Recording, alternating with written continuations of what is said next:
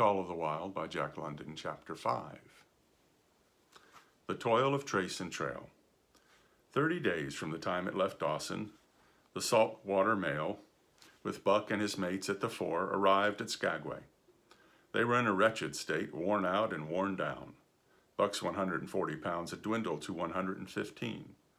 The rest of his mates, though lighter dogs, had relatively lost more weight than he. Pike, the malingerer, who in his lifetime of deceit had often successfully feigned a hurt leg, was now limping in earnest. Sol-leks was limping, and Dub was suffering from a wrenched shoulder blade. They were all terribly footsore. No spring or rebound was left in them. Their feet fell heavily on the trail, jarring their bodies and doubling the fatigue of a day's travel. There was nothing the matter with them except that they were dead tired.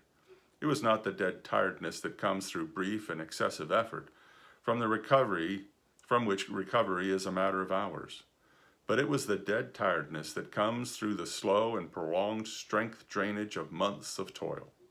There was no power of recuperation left, no reserve strength to call upon. It had been all used, the last least bit of it. Every muscle, every fiber, every cell was tired, dead tired. And there was reason for it. In less than 5 months, they had traveled 2,500 miles, during the last 1,800 of which they had but 5 days' rest. When they arrived at Skagway, they were apparently on their last legs. They could barely keep the traces taut, and on the downgrades just managed to keep out of the way of the sled. "Mush on, poor sore feets," the driver encouraged them as they tottered down the main street of Skagway. "Dis is de last. Den we get one long rest, for sure, one bully long rest." The drivers confidently expected a long stopover. Themselves, they had covered 1,200 miles with 2 days' rest, and in the nature of reason and common justice, they deserved an interval of loafing. But so many were the men who had rushed into the Klondike, and so many were the sweethearts, wives, and kin that had not rushed in, that the congested mail was taking on alpine proportions. Also, there were official orders. Fresh batches of Hudson Bay dogs were to take the places of those worthless for the trail. The worthless ones were to be got rid of, and since dogs count for little against dollars, they were to be sold. 3 days passed, by which time Buck and his mates found how really tired and weak they were. Then, on the morning of the 4th day, 2 men from the States came along and bought them, harness and all, for a song. The men addressed each other as Hal and Charles. Charles was a middle-aged, lightish-colored man with weak and watery eyes and a mustache that twitched fiercely and vigorously up, giving the lie to the limping, drooping lip it concealed. Hal was a younger of 19 or 20, with a big Colt's revolver and a hunting knife strapped about him on a belt that fairly bristled with cartridges. This belt was the most salient thing about him. It advertised his callowness, a callowness sheer and unutterable. Both men were manifestly out of place, and why such as they should adventure the north is part of the mystery of things that passes understanding. Buck heard of Cheffering, saw the money pass between the men and the government agent, and knew that the Scotch half-breed and the mail train drivers were passing out of his life on the heels of Perrault and Francois and the others who had gone before. When driven with his mates to the new owner's camp, Buck saw a slipshod and slovenly affair. Tent half-stretched, dishes unwashed, everything in disorder. Also, he saw a woman. Mercedes, the men called her. She was Charles' wife and Hal's sister, a nice family party. Buck watched them apprehensively as they proceeded to take down the tent and load the sled. There was a great deal of effort about their manner, but no businesslike method. The tent was rolled into an awkward bundle 3 times as large as it should have been. The tin dishes were packed away unwashed.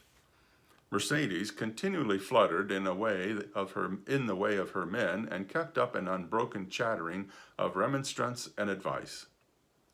When they put a clothes sack on the front of the sled, she suggested it should go on the back.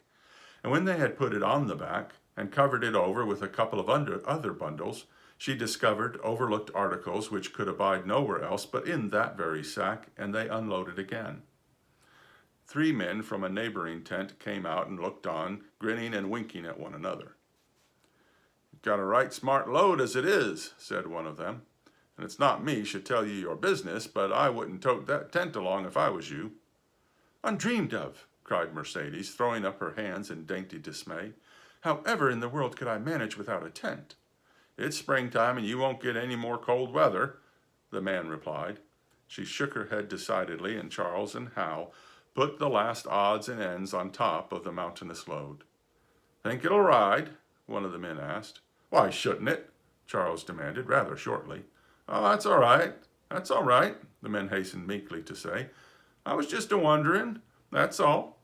Seemed a mite top-heavy." Charles turned his back and drew the lashings down as well as he could, which was not in the least well. "And of course the dogs can hike along all day with that contraption behind them," affirmed a second of the men. "Certainly," said Hal with freezing politeness, taking hold of the gee-pole with one hand and swinging his whip with the other. "Mush!" he shouted. "Mush on there!" The dogs sprang against the breastbands, strained hard for a few moments, then relaxed. They were unable to move the sled. "The lazy brutes, I'll show them," he cried, preparing to lash out at them with the whip. But Mercedes interfered, crying, "Oh, Hal, you mustn't," as she caught hold of the whip and wrenched it from him. "The poor dears. Now, you must promise you won't be harsh with them for the rest of the trip, or I won't go a step." "Precious lot you know about dogs," her brother sneered, "and I wish you'd leave me alone. They're lazy, I tell you. They've got to whip them to get anything out of them. That's their way. You ask anyone. Ask any of those men." Mercedes looked at them imploringly, untold repugnance at the sight of pain written on her pretty face. "They're weak as water, if you want to know," came the reply from one of the men. "Plumb tuckered out, that's what's the matter. They need a rest." "Rest be blanked," said Hal with his beardless lips, and Mercedes said, "Oh!" in pain and sorrow at the oath. But she was a clannish creature, and rushed at once to the defense of her brother. "Never mind that man," she said pointedly. "You're driving our dogs, so you do what you think best with them." Again Hal's whip fell upon the dogs. They threw themselves against the breastbands, dug their feet into the packed snow, got down low to it, and put forth all their strength. The sled held as though it were an anchor. After 2 efforts, they stood still, panting. The whip was whistling savagely when once more Mercedes interfered. She dropped on her knees before Buck with tears in her eyes and put her arms around his neck. "You poor, poor dears," she cried sympathetically. "Why don't you pull hard? Then you wouldn't be whipped." Buck did not like her, but he was feeling too miserable to resist her, taking it as part of the day's miserable work.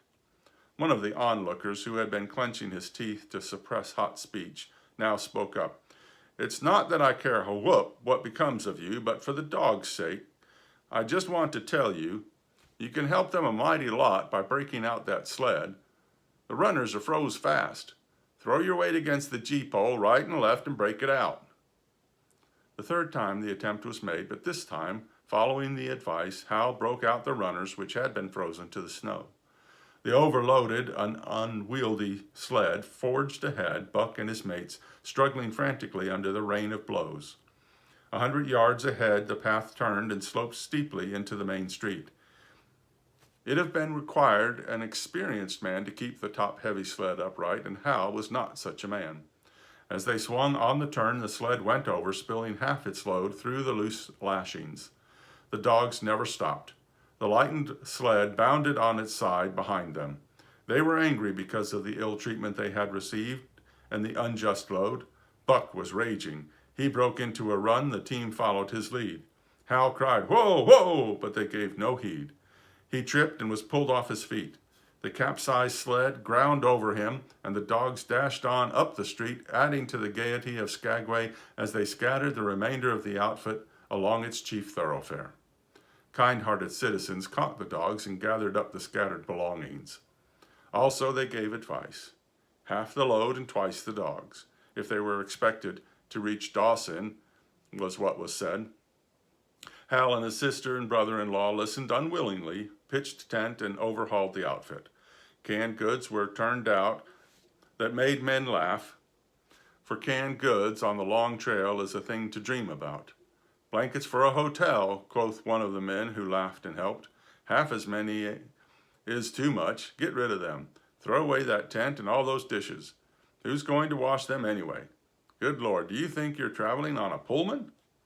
And so it went, the inexorable elimination of the superfluous. Mercedes cried when her clothes bag were dumped on the ground and article after article was thrown out. She cried in general, and she cried in particular over each discarded thing. She clasped hands about knees, rocking back and forth broken-heartedly. She averred she would not go an inch, not for a dozen Charleses. She appealed to everybody and to everything, finally wiping her eyes and proceeding to cast out even articles of apparel that were imperative necessities. And in her zeal, when she had finished with her own, she attacked the belongings of her men and went through them like a tornado. This accomplished, the outfit, though cut in half, was still a formidable bulk. Charles and Hal went out in the evening and bought 6 outside dogs. These added to the 6 of the original team, Antique and Kuna, the Huskies obtained at the Rink Rapids on the record trip, brought the team up to 14. But the outside dogs, though practically broken in since their landing, did not amount to much. 3 were short-haired pointers, 1 was a Newfoundland, and the other 2 were mongrels of indiscriminate breed. They did not seem to know anything, these newcomers. Buck and his comrades looked upon them with disgust, and though he speedily taught them their places and what not to do, he could not teach them what to do. They did not take kindly to trace and trail. With the exception of the 2 mongrels, they were bewildered and spirit-broken by the savage, strange environment in which they found themselves and by the ill treatment they had received. The 2 mongrels were without spirit at all. Bones were the only things breakable about them. With the newcomers, hopeless and forlorn, and the old team worn out by 2,500 miles of continuous trail, the outlook was anything but bright. The 2 men, however, were quite cheerful, and they were proud, too. They were doing the thing in style, with 14 dogs.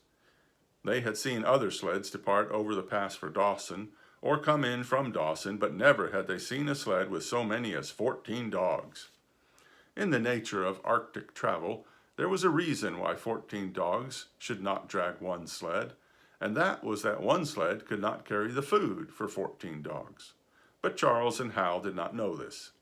They had worked the trip out with a pencil, so much to a dog, so many dogs, so many days, QED. Mercedes looked over their shoulders and nodded comprehensively.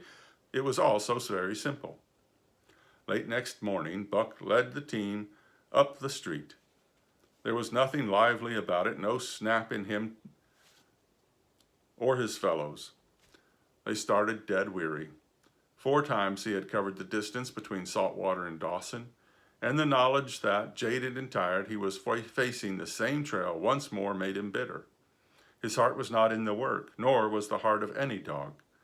The outsides were timid and frightened, the insides without confidence in their masters.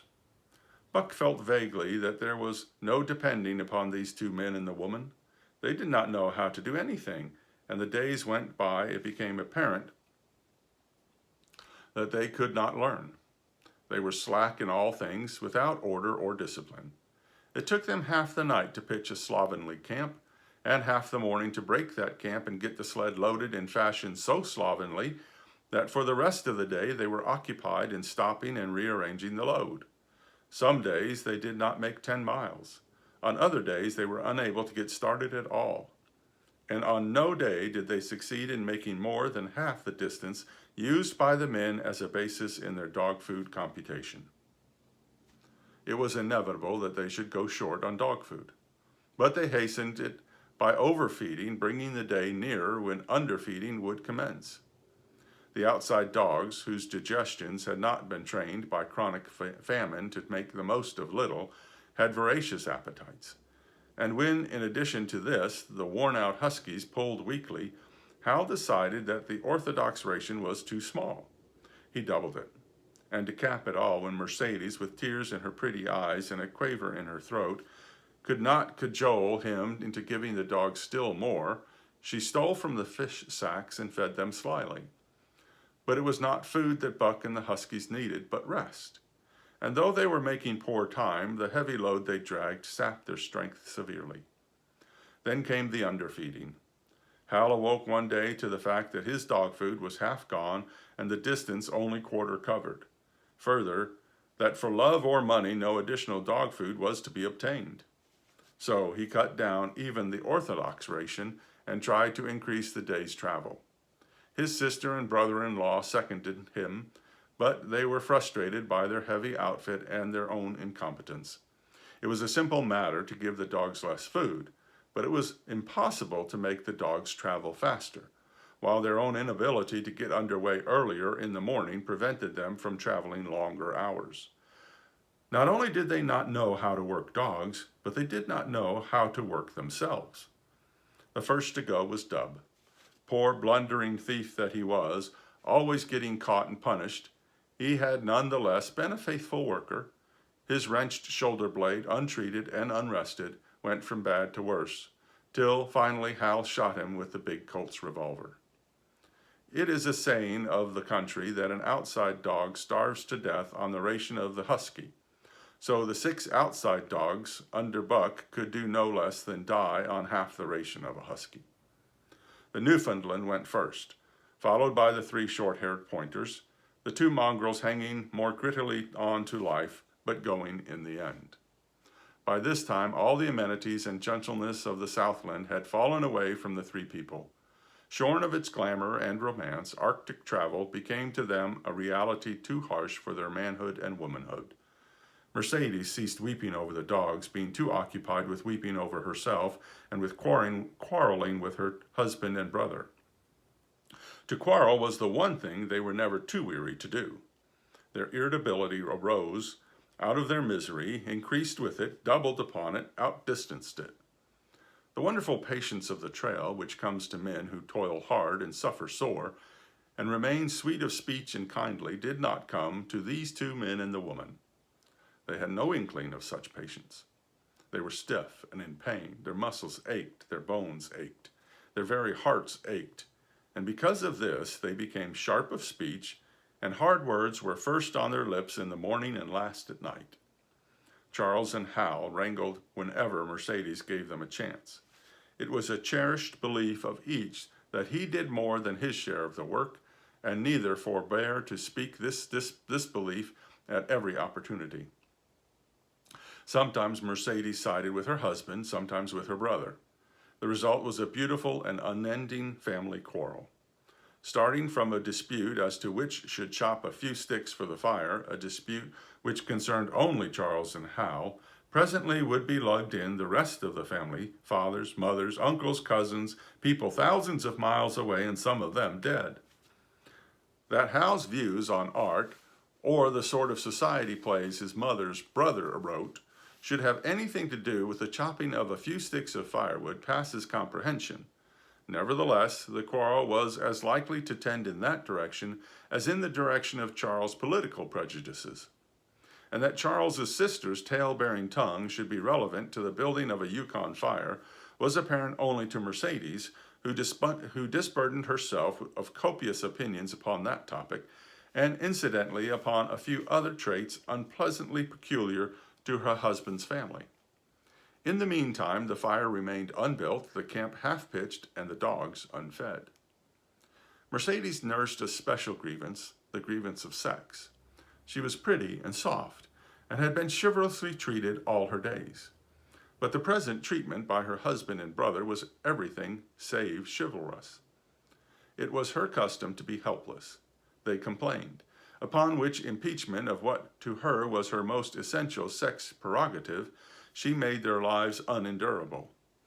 She no longer considered the dogs, and because she was sore and tired, she persisted in riding upon the sled. She was pretty and soft, but she weighed 120 pounds, a lusty last straw to the load dragged by the weak and starving animals. She rode for days, till they fell in the traces and the sled stood still. Charles and Hal begged her to get off and walk, pleaded with her, entreated, the while she wept and importuned heaven with a recital of their brutality. On one occasion, they took her off the sled by main strength. They never did that again. She let her legs go limp like a spoiled child and sat down on the trail. They went on their way, but she did not move. After they had traveled 3 miles, they unloaded the sled, came back for her, and by main strength put her on the sled again. In the excess of their own misery, they were callous to the suffering of their animals.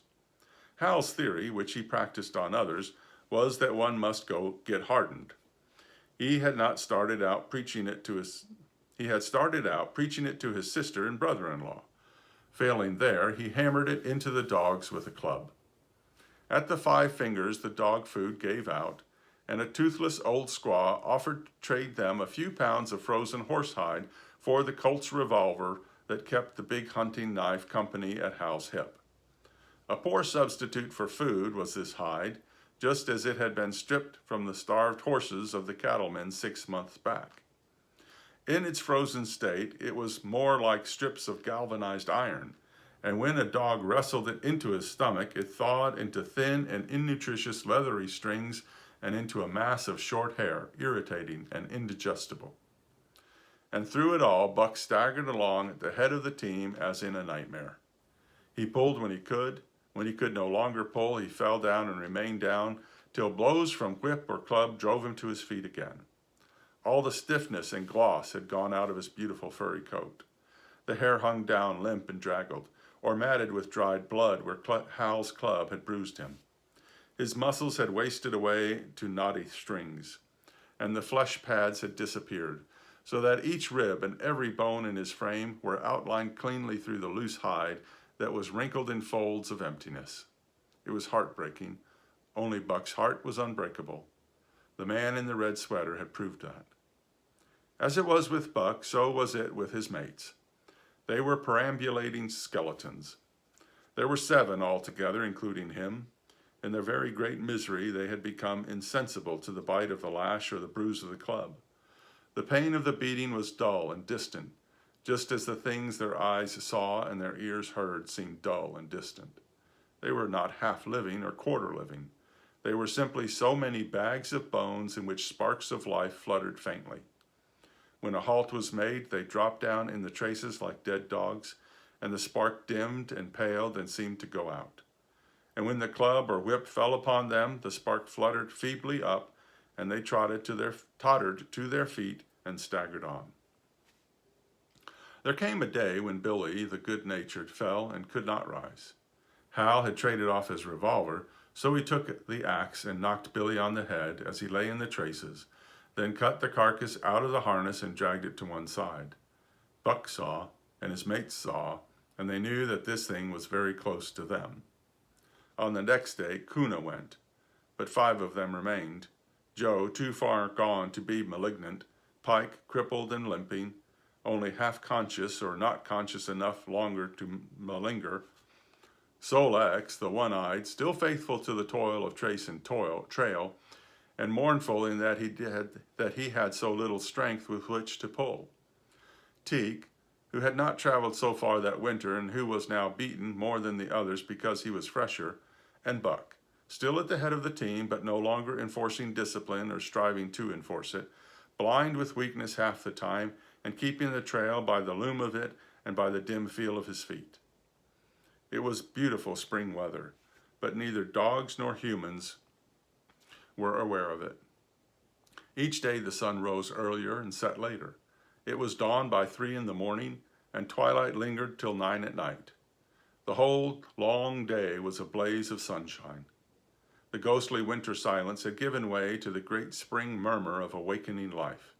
This murmur arose from all the land, fraught with the joy of living. It came from the things that lived and moved again, things which had been as dead and which had not moved during the long months of frost. The sap was rising in the pines. The willows and the aspens were bursting out in young buds. Shrubs and vines were putting on fresh garbs of green. Crickets sang in the night. And in the day, all manner of creeping, crawling things rustled forth into the sun. Partridges and woodpeckers were booming and knocking in the forest. Squirrels were chattering, birds singing, and overhead honked the wildflower driving up from the south in cunning wedges that split the air. From every hill slope came the trickle of running water, the music of unseen fountains. All things were thawing, bending, snapping. The Yukon was straining to break loose the ice that bound it down. It ate away from beneath. The sun ate from above. Air holes formed, fissures sprang and spread apart, while thin sections of ice fell through bodily into the river. And amid all this bursting, rending, throbbing of awakening life, under the blazing sun and through the soft sighing breezes, like wayfarers to death, staggered the two men, the woman, and the huskies. With the dogs falling, Mercedes weeping and riding, Hal swearing innocuously, and Charles' eyes wistfully watering, they staggered into John Thornton's camp at the mouth of White River. When they halted, the dogs dropped down as though they had all been struck dead. Mercedes dried her eyes and looked at John Thornton. Charles sat down on a log to rest. He sat down very slowly and painstakingly, what of his great stiffness. Hal did the talking. John Thornton was whittling the last touches on an axe handle he had made from a stick of birch. He whittled and listened, gave monosyllabic replies, and when it was asked, terse advice. He knew the breed, and he gave his advice in the certainty that it would not be followed. They told us up above that the bottom was dropping out of the trail and that the best thing for us was to lay over, Hal said in response to Thornton's warning to take no more chances on the rotten ice. They told us we couldn't make White River, and here we are. This last with a sneering ring of triumph in it. And they told you true, John Thornton answered. The bottom's likely to drop out at any moment. Only fools with the blind luck of fools could have made it. I tell you straight, I wouldn't risk my carcass on that ice for all the gold in Alaska. That's because you're not a fool, I suppose, said Hal. All the same, we'll go on to Dawson. He uncoiled his whip. Get up there, Buck. Hi. Get up there. Mush on. Thornton went on whittling. It was idle, he knew, to get between a fool and his folly, while 2 or 3 fools more or less would not alter the scheme of things. But the team did not get up at the command. It had long since passed into the stage where blows were required to rouse it. The whip flashed out here and there on its merciless errands. John Thornton compressed his lips. Selects was the first to crawl to his feet. Teek followed. Joe came next, yelping with pain. Pike made painful efforts. Twice he fell over when half up, and on the 3rd attempt managed to rise. Buck made no effort. He lay quietly where he had fallen. The lash bit into him again and again, but he neither whined nor struggled. Several times Thornton started, as though to speak, but changed his mind. A moisture came into his eyes, and as the whipping continued, he arose and walked irresolutely up and down. This was the first time Buck had failed, in itself a sufficient reason to drive Hal into a rage. He exchanged the whip for the customary club. Buck refused to move under the rain of heavier blows which now fell upon him. Like his mates, he was barely able to get up, but unlike them, he had made up his mind not to get up. He had a vague feeling of impending doom. This had been strong upon him when he pulled into the bank, and it had not departed from him.